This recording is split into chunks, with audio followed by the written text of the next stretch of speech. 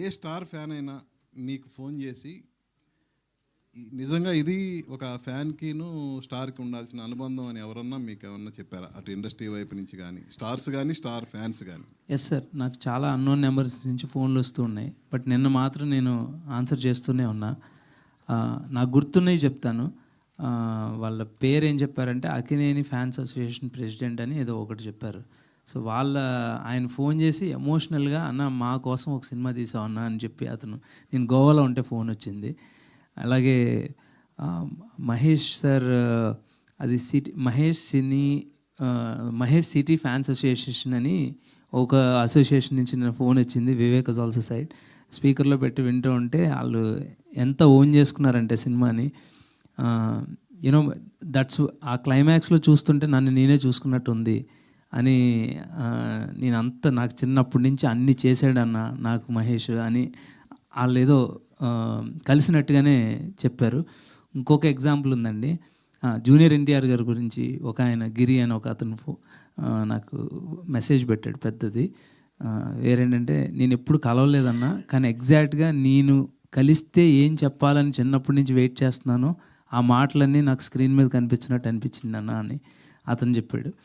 So చూడండి, అంటే ఇది ప్రతి అభిమాని కనెక్ట్ అవుతాడు. అండ్ మోరోవర్ అభిమానుల్ని స్టార్ని గ్లోరిఫై చేసే సినిమా మాత్రమే కాదండి ఇది. ఆ ప్రెమైజ్ అంటే మీరు ఫస్ట్ నుంచి నేను చెప్తుంది ఏంటంటే, చిన్నప్పటి నుంచి మనం ఎవరో ఒక స్టార్ను, ఒక గ్రేట్ పర్సనాలిటీను, గాంధీ గారి నుంచి ఎవరినైనా మనం అభిమానించవచ్చు, సినిమానే అవసరం లేదు. అయితే when we are making a commercial film, మనం అర్థమయ్యే భాషలో చెప్పే ఈ పాయింట్ మనం స్టీవ్ జాబ్స్కి ఒక ఫ్యాన్ ఉన్న వాడి దగ్గర కూడా చెప్పొచ్చు. కానీ అది అంత కిక్ ఉండదు కదా మనకి. ఒక గ్లోరిఫికేషను, సాంగ్స్, ఓ మీట్ కావాలి మనకి. సో అందుకని ఈ ప్రెమైజ్ తీసుకున్నా నేను, స్టార్ ఫ్యాన్ అనేది. సో ఇదేదో దీనికే అప్లై అవుతుందని కాదు, మనం ఎవరి నుంచి అయినా ఇన్స్పైర్ అవ్వచ్చు. మీరు ఎంత గొప్ప మనిషిగా అవ్వచ్చు అంటే ఇన్స్పిరేషన్ తీసుకున్నప్పుడు ఒకరోజు అతనికే మీరు ఇన్స్పిరేషన్ తిరిగి ఇవ్వచ్చు. యూనో ఆ పాయింట్ చెప్పాలనేది నా ప్రయత్నం. రవి గారు సార్ మైత్రి నుంచి సినిమాలు వస్తుంటే, అంటే సక్సెస్ ఫెయిల్యూర్ అయింది పక్కన పెడితే, ఒక క్వాలిటీ ప్రోడక్ట్ ఎక్కడ కాంప్రమైజ్ అవ్వకుండా టెక్నికల్గా చాలా క్వాలిటీ ఫిల్మ్ డెలివరీ చేస్తున్నారు. వన్స్ అగైన్ అది రిపీట్ అయింది ఇది. అండ్ నాకు చిన్న డౌట్లు రెండు సార్. ఒకటి, ఇంత ఎక్స్పీరియన్స్డ్ మీరు చిన్న సినిమాల దగ్గర నుంచి 8 వసంతాలు లాంటి అసలు తెలియని క్యాస్ట్ దగ్గర నుంచి పుష్ప లాంటి పెద్ద పెద్ద సినిమాలు కూడా చేశారు.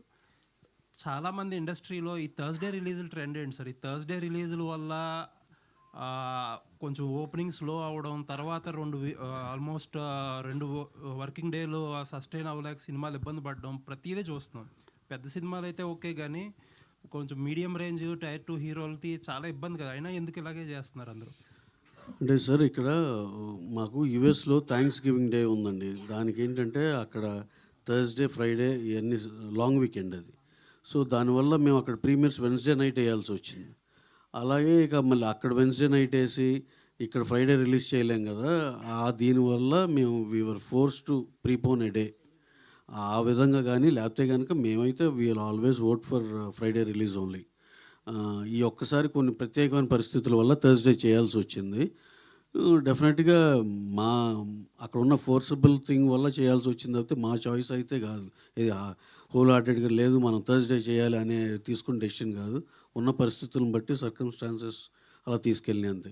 But no problem sir. మాకేంటంటే మేము ఫ్రైడే రిలీజ్ అయితే ఎంత ఎక్స్పెక్ట్ చేస్తాం అలా చేయకుండా మేము డిస్కౌంట్ చేసుకుని థర్స్డే రిలీజ్ కాబట్టి ఇంత చేస్తాం అనుకున్నాం. మేము ఏదైతే అనుకున్నాం ఆ మార్క్ రీచ్ అవ్వగలిగాం. We're happy for that. ఇవాళ నుంచి ఎలాగో చాలా బాగున్నట్టు ఇదే ఉంది ట్రెండ్స్. ఈవినింగ్ నుంచి ఇంకా వీకెండ్ దాకా ఇక వెనక్కి తిరిగి చూసుకోవసరం లేదు. అండ్ ఇంకొక చిన్న అబ్జర్వేషన్ సార్, యూఎస్లో అంటే ఇప్పుడు దాకా హీరోలు అందరూ రిలీజ్ అయ్యాక ఫస్ట్ వీకెండ్కో ఎప్పుడో వెళ్ళారు. ఫస్ట్ టైం ఏంటంటే మీరు రిలీజ్కి ముందే హీరోయిన్ని యూఎస్ పంపించారు. కాకపోతే ఏంటంటే యూఎస్ వెళ్తుంటే ఏ లాజిస్టిక్ ఇష్యూస్ ఏమో తెలియదు, కానీ అక్కడ ఉన్న ప్రమోషన్స్ ఇక్కడ స్పిల్ ఓవర్ అవ్వట్లేదు. ఇండియాలో మీరు ప్రమోట్ చేస్తే అది యూఎస్లో కూడా స్పిల్ ఓవర్ అవుతున్నాయి.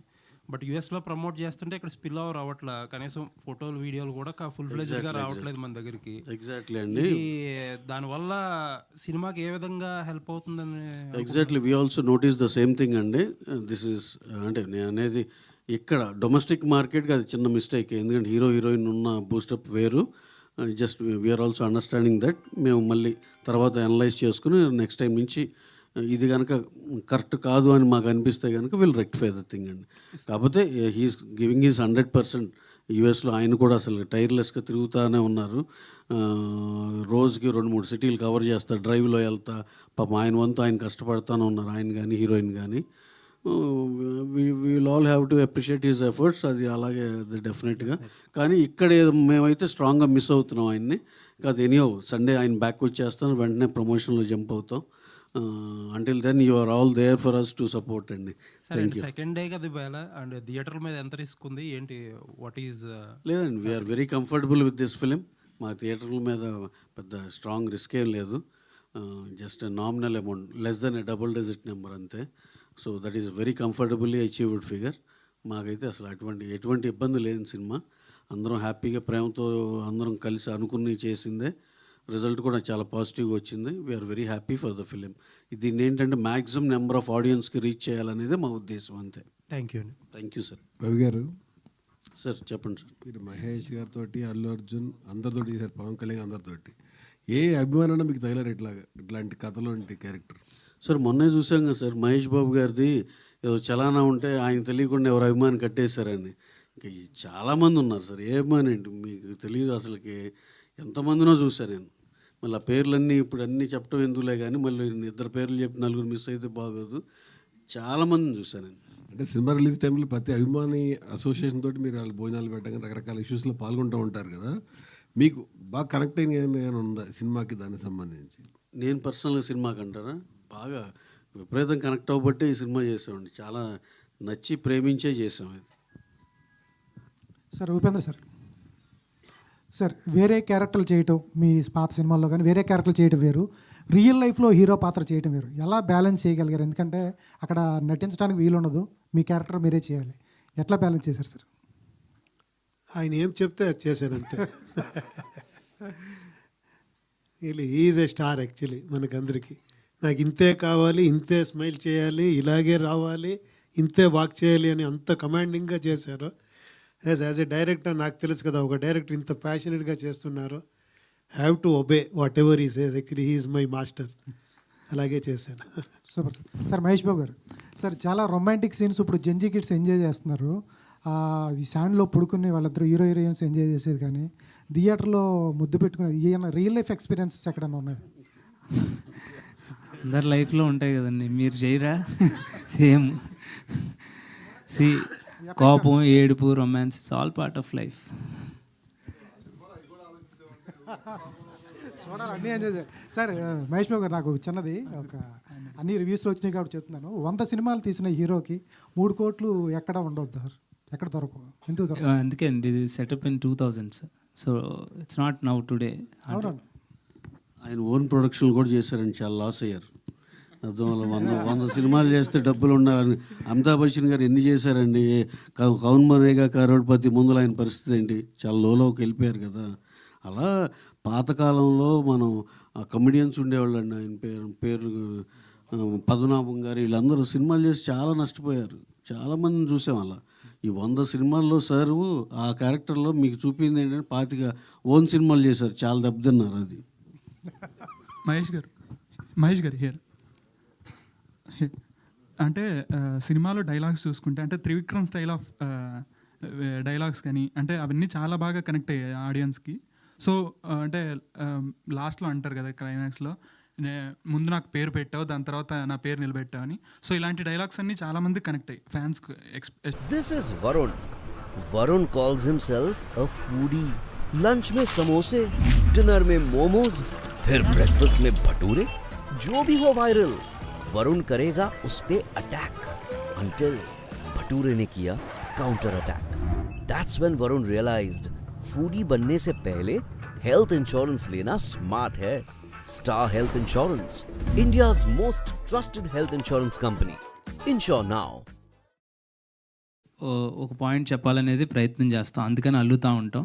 నేను ఫైనల్గా నాకు నచ్చేది అంటే నీ గురించి తెలుసుకుందామని వచ్చి నా గురించి నేను తెలుసుకున్నాను అనేదే మనం ఈ కథ యొక్క కోర్ సెన్స్.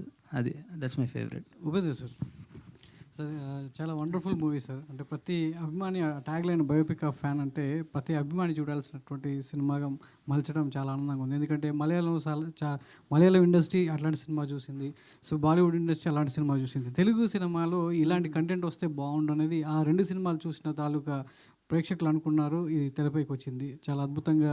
సో ప్రతి సన్నివేశం దగ్గర చాలా బాగుంది. అయితే రియల్ లైఫ్లో సో మీరు అటు కన్నడ ఇటు తెలుగు ఇండస్ట్రీలో రెండిట్లో ఉన్నారు కాబట్టి రియల్ లైఫ్లో ఒక అభిమాని సో మీకు అలాంటి సన్నివేశం ఏమన్నా ఎదురైందా సార్? ఆ ఎక్స్పీరియన్స్ ఏమైనా షేర్ చేసుకుంటారా? చాలా ఇంటర్వ్యూలో చెప్పాను, ఇది చాలా అందరికీ జరిగి ఉంటుంది. అన్ని స్టార్స్ లైఫ్లోనూ కూడా అలాంటి ఆ ఫ్యాన్స్ క్రేజు ఏమంటే అది ఆ డివైన్ లవ్ అది అందరూ చూసింటారు. బట్ అది ఫైనల్గా చెప్పిందంటే ఒక ఇన్స్పైరింగ్గా ఉంది ఇక్కడ ఫిలం. పడు లేసి నిలబడు అని ఎన్నిసారి పడితే కూడా లేసి నిలబడే చాలా ఇంపార్టెంట్ అనేది బిగినింగ్లో స్టార్ట్ చేసి ఎండ్ రౌండ్ ఆఫ్ అలాగే చేశారు ఫిలంని. ఫస్ట్ డైలాగ్ ఇంట్రొడక్షన్లో ఆ డైలాగ్ వస్తుంది, ఇది ఓడమా ఇది గెలుపా అనేది. ఎండ్లో అదే వచ్చి ఎండ్ అవుతుంది. అది నాకు చాలా నచ్చింది ఫిలం. మీకెవరు మీ లైఫ్లో సో రియల్గా అభిమానించే ఎవరు సార్? ఆయన నుంచి ఎలాంటి మీరు మోటివేషన్ తీసుకున్నారు? సో ఇట్లాంటి డౌన్ అయినప్పుడు నేను ఎప్పుడూ తీసుకుంటూనే ఉంటాను. ఎలా అంటే నా ఫాదర్ ఏమంటే ఎప్పుడూ బయటలో కూర్చోమంటారు ఇంట్లో బయట.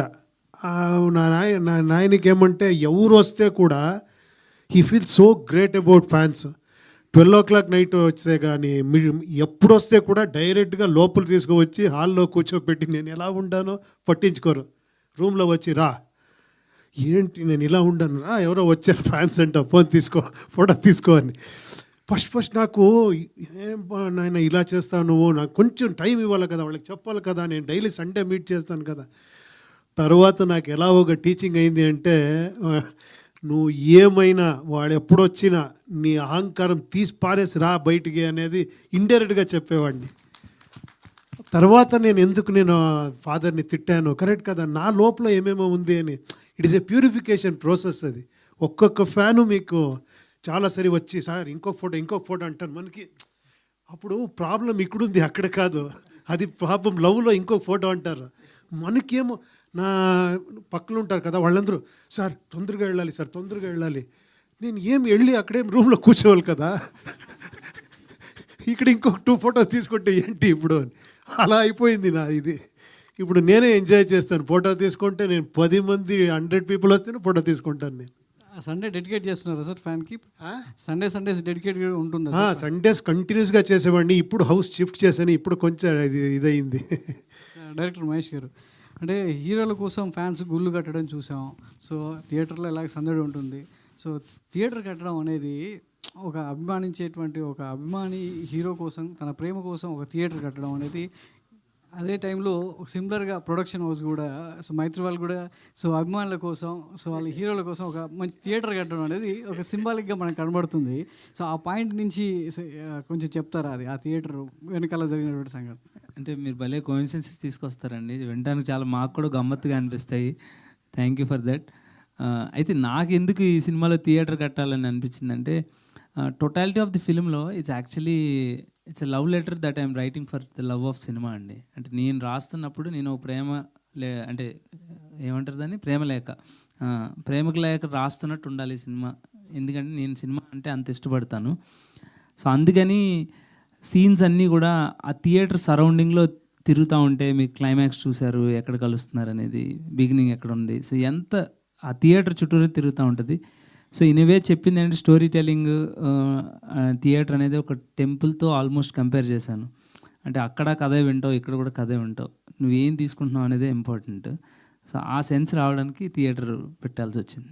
అంటే ఒక కామన్ పాయింట్ నేను బాగా కనెక్ట్ అయింది ఏంటంటే, సో అభిమాని అయితే ఆ హీరోకి కట్అవుట్ కట్టడం లేదా ఏదో చేస్తే ఫ్యాన్స్ అసోసియేషన్ టికెట్లు ఇవ్వడం అనేది, సో అది నా లైఫ్లో కూడా జరిగింది. దేశముద్దు టైంలో ఒక ఫ్లెక్సీ పెట్టడం, అల్లు అర్జున్కి అక్కడి నుంచి టికెట్స్ తీసుకోవడం అనేది, సో ఆ పాయింట్ బాగా కనెక్ట్ అయింది అది.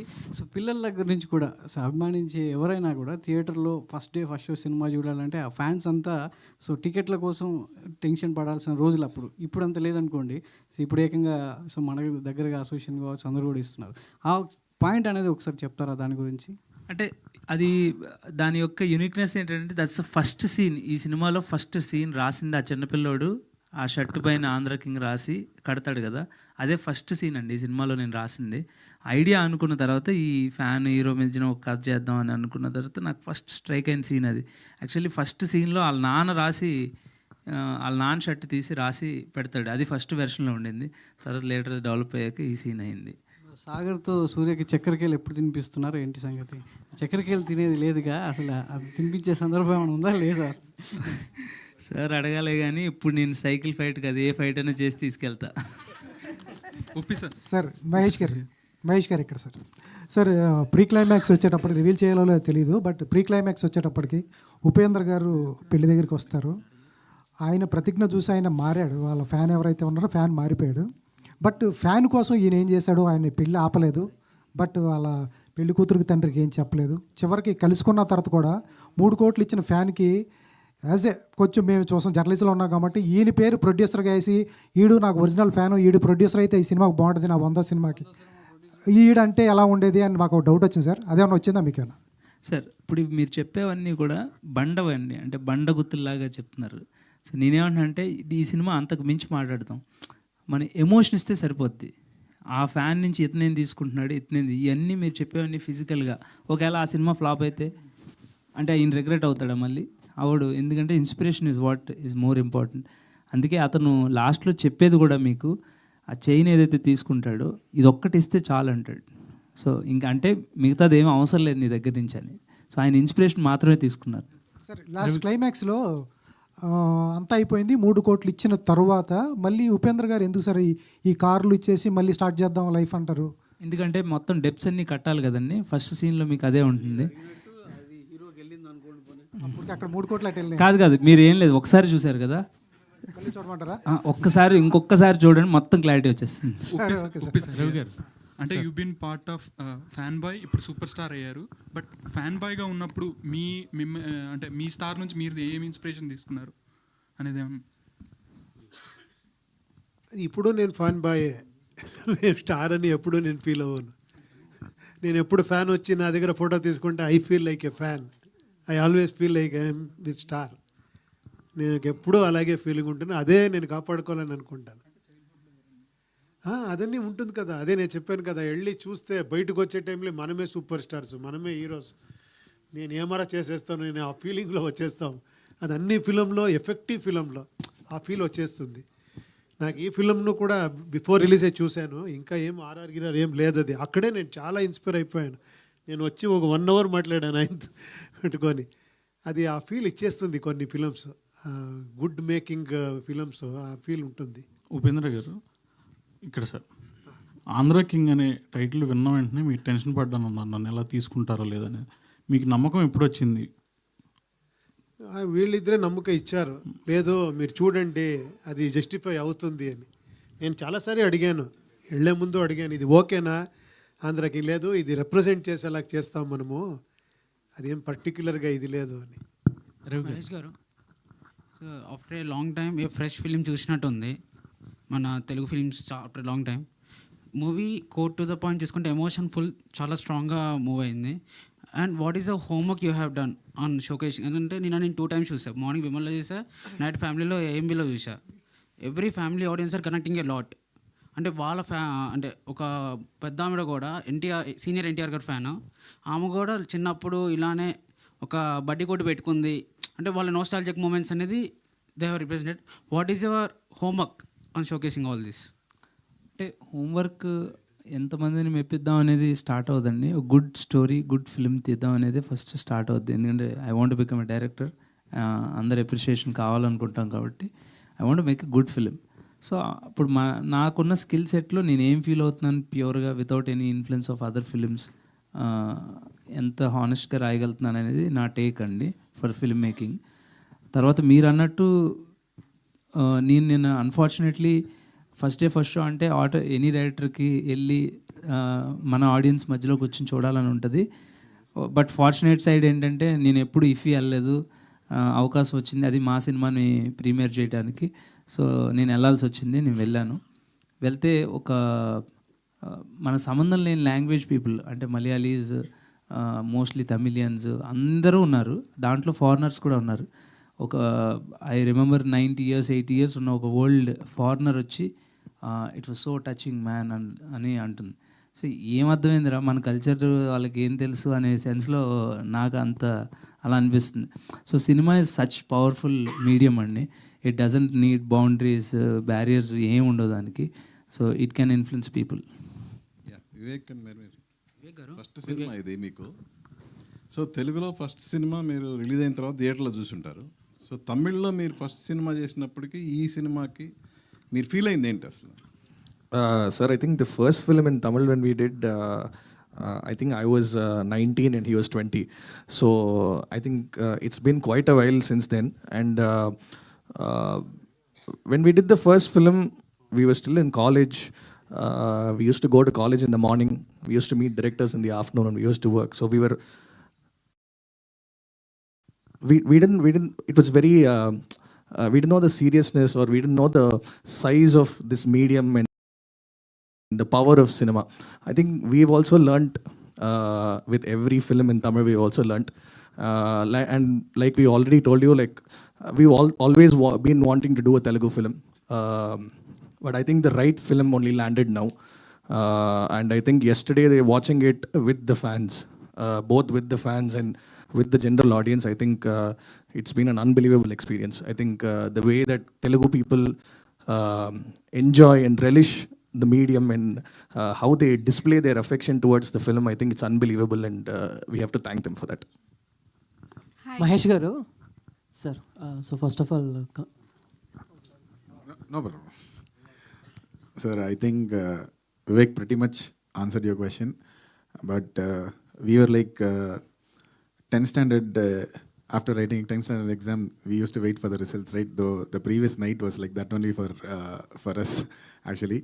So the nervousness of the first film is always there for all the films, because we really want all the films to work well, and where audience are being connected. Is this score elevation when are people appreciating that? Everything was there, but we are really happy when we watched the first show and the amount of reviews that all of you have written, such good words about the film, the dialogues and the music. We are feeling very, very happy and overwhelmed, sir. ఇప్పుడు first class ఉన్నదా, distinction ఉన్నదా? So can we answer this after Sunday? If you ask me, it's a blockbuster. That is why this blockbuster press meet, I guess. Ravi garu sir, ఇప్పుడు ఉపేంద్ర గారితో ఇప్పుడు ఇందులో ఒక main character చేశారు కదా, ఆయనతో సోలో సినిమా ఎప్పుడు చేయబోతున్నారు? ఇది క్వశ్చన్ అక్కడ బెంగళూరులో అడిగారండి. ఎనీ టైం సార్తో చేయాలంటే అది మనకి ప్రివిలేజ్ అండి. అది నిజంగా మంచి కథ అలాంటి సెట్ అయినాక అంటే మీకు నిజంగా మనం ఇక్కడ ఉన్నాం కాబట్టి తెలియదు కానీ సార్, బెంగళూరులో నేను ఒకసారి ఆయన సినిమా రిలీజ్ అప్పుడు ఉన్నా, అసలు ఐ వాజ్ లిటరల్లీ షాక్డ్. అసలు ఆ క్రేజు ఇది అసలు మా బ్యాండ్ మేళాలతో థియేటర్లో అసలు మామూలు గోల్లేదు అసలు. He's very very very craziest there. ఆయనతో ఒక ఛాన్స్ వస్తే డెఫినెట్గా will always take up that immediately. That won't be a problem for అస్.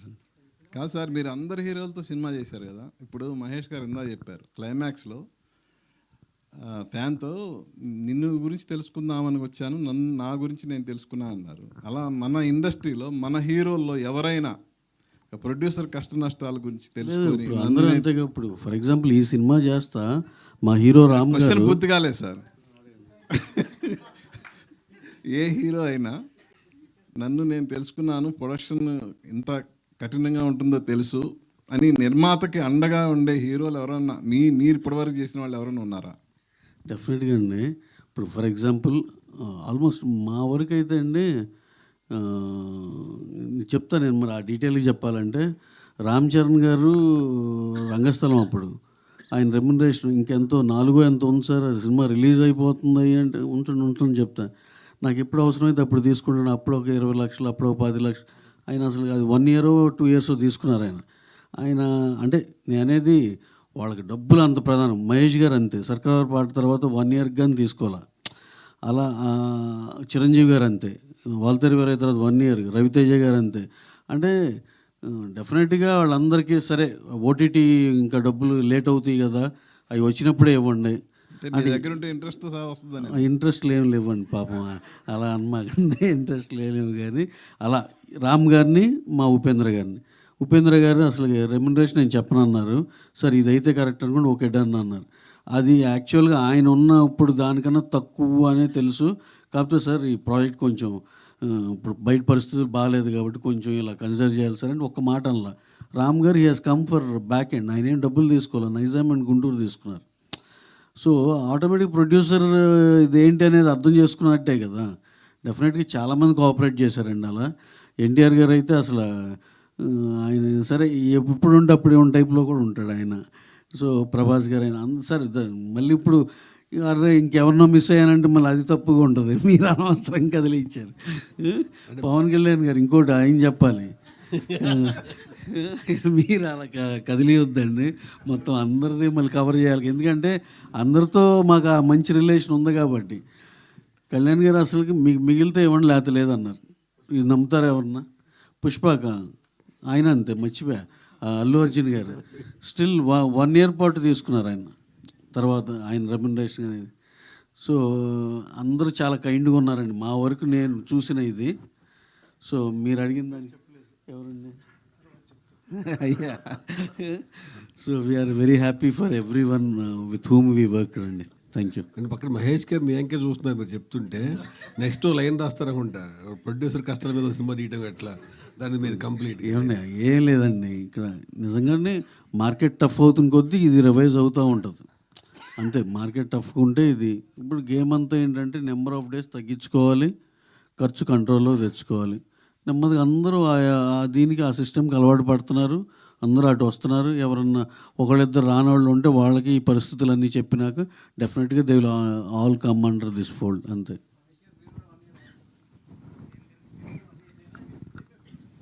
ఆయనది అయిపోయిందండి. రవి గారు సార్, రవి గారు ఇక్కడ ఏమండి సార్.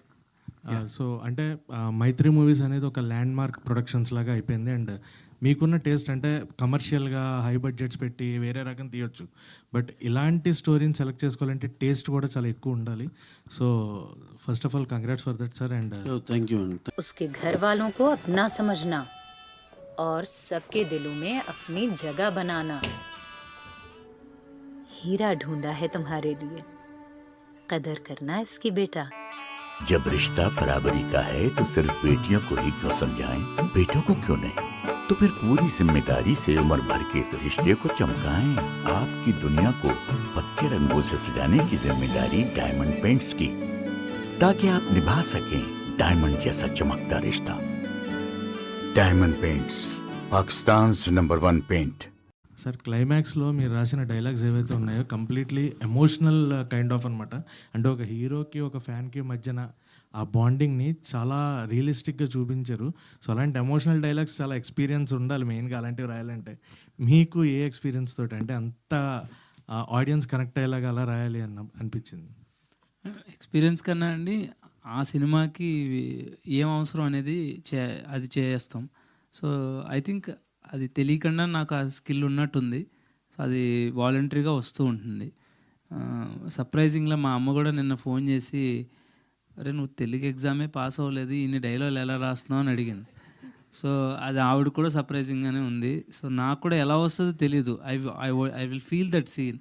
నేను ఫీల్ అవుతూ ఉంటా, ఇమాజిన్ చేసుకుంటుంటా, షార్ట్స్ వస్తూ ఉంటాయి, అలా డైలాగ్ వస్తూ ఉంటుంది. ఒక ఫ్యాన్ బాయ్లా రాశారు అనిపించింది సార్. ఒక ఫ్యాన్ బాయ్లా రాసినట్టు అనిపించింది. ఓకే, అందరిలో ఉన్నాడు, నాలో కూడా ఉన్నాడు. మహేష్ గారు సార్, అంటే మామూలుగా చాలా సినిమాల్లో వెనకబడిన ఊర్ల గురించి, అక్కడ కరెంట్ లేకపోవటం ఇవన్నీ చూపిస్తారు. బట్ దీంట్లో మీరు పిల్లల మెల్లో అవి గంటలు కట్టడం అనేది అది భలే అనిపించింది. సో అక్కడ చదవటం కానీ లేకపోతే రియల్గా ఎక్కడైనా వినటం కానీ, లేకపోతే అది మీ ఓన్ క్రియేషన్? ఓన్ క్రియేషన్ అండి. అంటే నేను ఎప్పుడో ఒకసారి చదివా, ఈ నా అబ్జర్వేషన్, ఎక్కడికో వెళ్తే ఆవుల మెడలో ఎందుకు కడతారు అని నాకు డౌట్ వచ్చింది. మన బఫెలోస్ ఆవుల మెడలో గంటలు కడతారు కదా, ఎందుకు కడతారు అని అంటే ఎవరో చెప్పారు, అది రాత్రిపూట అటు ఇటు వెళ్ళిపోతే మనం తెలియడానికి కడతారు అని. అది it was there in my mind, ఓ రాత్రిపూట ఇట్లా ఉంటుందా అని. సో ఎప్పుడో రాస్తున్నప్పుడు I could apply to the kids. సరే, అంటే సినిమా రిలీజ్కి ముందు ప్రమోషన్స్లో నా సినిమాలన్నీ ఒకవైపు, ఆంధ్ర కింగ్ తాలూకా ఒకవైపు అని రామ్ గారు ఒక హోప్ ఇచ్చారు.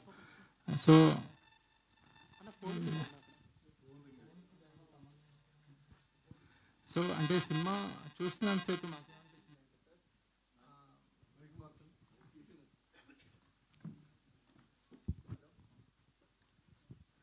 Hello sir, submission to the character అనేది ఏదైనా ఒక రెఫరెన్స్ తీసుకోవాలనుకుంటే ఆంధ్ర కింగ్ తాలూకాలో క్యారెక్టర్స్ తీసుకోవచ్చు అనిపించింది సార్. ఉపేంద్ర గారికైనా అంటే రామ్ గారు చేసిన క్యారెక్టర్ అంటే 100% సబ్మిట్ అయిపోయారు క్యారెక్టర్కి. ఆయన ఒక హెల్ప్లెస్ సిచ్యువేషన్స్లో స్టార్ని చూసాము, ఒక పవర్ఫుల్ సిచ్యువేషన్లో ఫ్యాన్ని చూసాము. అంటే ఇది మేము తెర మీద చూడని అనుభవం.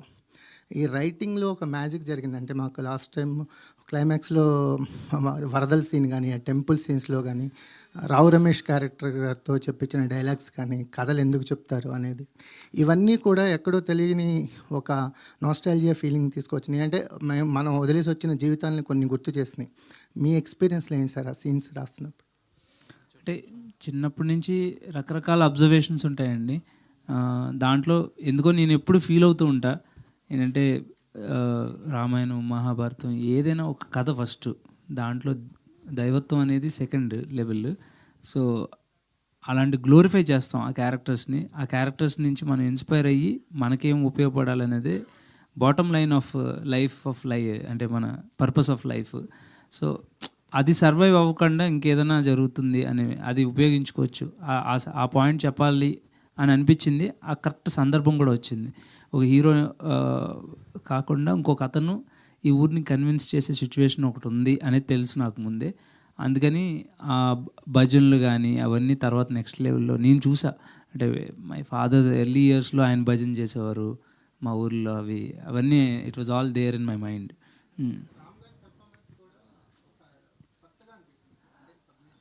Definitely sir. అంటే రామ్ సార్ పర్సనల్గా అంటే హోంవర్క్ ఒక్కటే కాదండి.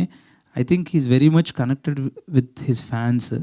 సో వాళ్ళ మీద సినిమా చేస్తున్నట్టు, వాళ్ళ గురించి సినిమా తీస్తున్నట్టు ఎప్పుడు ఫీల్ అయ్యారు. మోరోవర్ అసలు చాలా సంఘటనలు ఉన్నాయి ఆయనతో ట్రావెల్ చేసినప్పుడు. ఇంటర్వెల్ సీక్వెన్స్ అయితే ఆయన భోజనం కూడా చేయలే ఆ రోజు. అందరూ వెళ్ళి భోజనం చేస్తున్నారు కానీ 3-4 అయింది. నేను అడిగా 2-3 సార్లు కొంచెం బ్రేక్ తీసుకుని చేస్తారంటే నో అదే మూడ్లో ఉన్నా, లేట్ అవుతుంది సార్, కొంచెం ఏదో కాంప్లికేషన్ ఉందని. లేదు, ఎంత టైం అయినా పర్లేదు, ఇది మొత్తం షార్ట్స్ అన్ని ఫినిష్ చేసాకే చేస్తా అన్నారు. అంటే అంత కమిట్మెంట్ అండి. ఆయన ఎప్పుడు గ్రేట్ యాక్టరే. యాక్చువల్లీ ఈ సినిమా అనే కాదు, నేను ప్రీవియస్ సినిమాస్ కూడా అబ్జర్వ్ చేస్తే అది మాస్ సినిమా అయినా కూడా ఫుల్ ఆన్ ఇస్తారు, 100/100% ఇస్తారు. అండ్ లక్కీలీ ఆయనకి అంతకు మించి చేయడానికి కావాల్సిన ప్లాట్ఫామ్ దొరికింది, ఆడుకున్నారు. మహేష్ గారు రామ్ అలాగే భాగ్యశ్రీ పేరు గురించి, కెమిస్ట్రీ గురించి ఎక్కువ మాట్లాడుతున్నారు. అది ఎలా రాసుకున్నారు మీరు ట్రాక్? కాస్టింగ్ ఎలా? అంటే లవ్ స్టోరీ చాలా important, crux of the film లాగా ఫీల్ అయ్యాను. అంటే మంచి conflict for the main plot అనేది. So we need a good pair. ఎందుకంటే రెండోది లవ్ స్టోరీ చెప్పడానికి ఎక్కువ నిడివి కూడా లేదు, టైం లేదు, అది కూడా కాన్షియస్గా ఉన్నాం. సో వీ నీడ్ చూడగానే వీళ్ళిద్దరూ అనే ఫీలింగ్ వచ్చేయాలనేది మా ఇంటెన్షన్. ఆ ప్రాసెస్లో భాగ్యశ్రీ ఆడిషన్ చేయటం, అందరూ ఆ ఆడిషన్ అందరికీ నచ్చింది. అండ్ దీంతో గ్లామర్తో పాటు మోర్ పర్ఫార్మెన్స్ ఉన్న రోల్. సో దానికి ఆమె జస్టిఫై చేయగలిగింది. కెమిస్ట్రీ అంటే అది ఆడియన్ పాయింట్ ఆఫ్ వ్యూ, మీరు వాళ్ళిద్దరిని ఎలా చూస్తున్నారు అనేది important. So happy it finally turned up to be good. Ravi గారు, మీరు చాలామంది హీరోలతో పనిచేస్తూ ఉంటారు. ఈ సినిమా చూసిన తర్వాత ప్రతి ఫ్యాన్ కనెక్ట్ అవుతున్నారు. అలాగే హీరోలు ఎవరికైనా చూపించారా? చూపిస్తే ఒకవేళ వాళ్ళ రెస్పాన్స్ ఏంటి? ఇంకా చూపించలేదండి. అంటే ప్రాబ్లీ 2-3 రోజుల్లో చూస్తారేమో. ఎవరి దగ్గర నుంచి కాల్స్ వచ్చినాయి? హీరోలు ఎవరి దగ్గర నుంచి అంటే అన్నారు, కీ పర్మిషన్స్ ఇచ్చేసాము, వాళ్ళు కుదిరినప్పుడు చూస్తారండి. వివేక్ అండ్ మీరు actually nowadays if music is good, background score is not working, background score is good, music is not working. How you managed both of them? Sir, we basically love making music, and when Mahesh bro first told the script, you know, now we understood the scope of music in this film is so important. So if you actually watch this film, music is also like a character in the script. Like it will not pop out of the screen, it will be there, and that is what we felt when all of you guys wrote about the music as well. But we feel, sir, for this kind of a film, both the songs and the background score is important. And right from Nuante Chale came out, and the love that we got for that song, it just kept us going.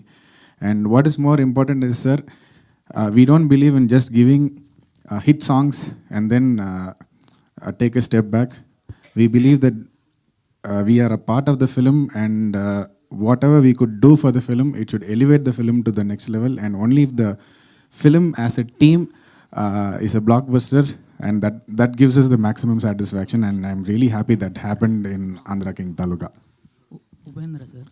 And one thing that I also want to add is, every time we sign an agreement for a film, sir, we take one additional pressure on ourselves.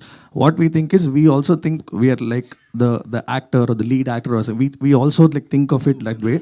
And we think what happens is, the first single that comes out is generally the first promotional content that comes in any film, before the teaser, before the trailer, anything. So we feel that we need to build interest for the film and build value for the film, and we always take that pressure and that responsibility that we always consider like that. And we, right from the first, we want to do it. And I think this whole team, Maitri Movies, Mahesh, Ram sir, I think everybody was very, very supportive of the process. And we started this process way earlier, sir. Actually, all these songs we had actually composed last August, and we had safely kept it on our hard drive, just waiting for the songs to release and all of you to listen. So I think full credit to the entire team, especially Ravi sir. If you noticed, till 3 days, 2 days before the film released, we were doing the final mix for the local copy and all of that. And you won't believe, Ravi sir sat with us through the entire mix. Every reel he sat with us. He was so appreciative, so encouraged. He gave so much encouragement, because what happens is, during the last 1 week or 2 weeks, during the post-production, everybody is like sleepless. Everybody is working 24/7. Music team, direction team, everybody. But at that time, people like Ravi sir and Ram sir, when they show up to the mix studio, give encouragement and sit with us and all of it, I think the whole team gets that strength. Uppi sir here. అంటే you been travelled with like ఈ టీమ్తో చాలా కాలం travel చేశారు. And you been part of the like, అంటే ప్రతి ప్రమోషన్లో part ఉన్నారు. అటు కన్నడ కూడా, ఇక్కడ తెలుగు కూడా పార్ట్ అయ్యారు. ఈ జర్నీలో మీకు హోల్సమ్ మూమెంట్ ఏంటి, అండ్ ఫిలింలో మీకు హోల్సమ్ మూమెంట్ ఏంటి? అంటే మీ క్యారెక్టర్కి తగ్గట్టు చాలా ఇంపాక్ట్ఫుల్ సీన్స్ పడ్డాయి సినిమాలో. సో మీకు హోల్సమ్ మూమెంట్ ఏంటి ఫిలింలో ఒకటి, అండ్ ఈ జర్నీలో మీకు హోల్సమ్ మూమెంట్? ఒకటైతే చెప్పొచ్చు, ఎవ్రీడే ఈజ్, అన్ని డేస్ నాకు అలాగే ఇదైపోయింది. అంటే the way he directs no, ఏమంటే ఒక్కొక్క సీన్ని అంత ఆరామ్సే కూర్చొని, నాకు ఇది కావాలి, ఇలా ఉండాలి, ఇంతే, అతను టోటల్ ఆ క్లారిటీ వచ్చే వరకు మాట్లాడుతూనే ఉంటారు నాతో, షార్ట్ తీసే వరకు. నాకు ఒక డిఫరెంట్ ఎక్స్పీరియన్స్ ఒక డైరెక్టర్తో. ఇలా యూజువల్లీ హీరోస్కి ఏమంటే డైలాగ్ ఇచ్చే, సార్ మీకు తెలుసు కదా అంటారు, ఎలా చేయాలి అంటే, సార్ ఏం సార్ అంటే. ఇది నాకు కొత్త experience. But first day I never forget that first day. Actually నాకు ఆ స్టోరీ వినింది ఇప్పుడు నాకు గుర్తింపోయింది అది ఇంట్లో. ఉపేంద్ర సార్, ఈ సినిమా స్టార్టింగ్ వచ్చేసి హీరో అండ్ అభిమాని స్టార్ట్ అయింది. ఎండింగ్ వచ్చేసరికి అభిమాని ఏమో హీరో అయిపోయాడు, హీరో వచ్చేసి అభిమాని అయిపోయారు. మీ లైఫ్లో అలా ఏమైనా జరిగింది? అంటే ఎవరి అభిమాని అయినా చూసిన తర్వాత మీరు మనం మెస్మరైజ్ అయ్యారా మీ అభిమాని చూసిన తర్వాత? టోటల్ ఈ కెరియర్లో ఒక 35 years కెరీర్ అయిందే అది. స్టార్ అన్నారు, ఇప్పుడు నాకు తెలిసింది నేను ఒక ఫ్యాన్ అని.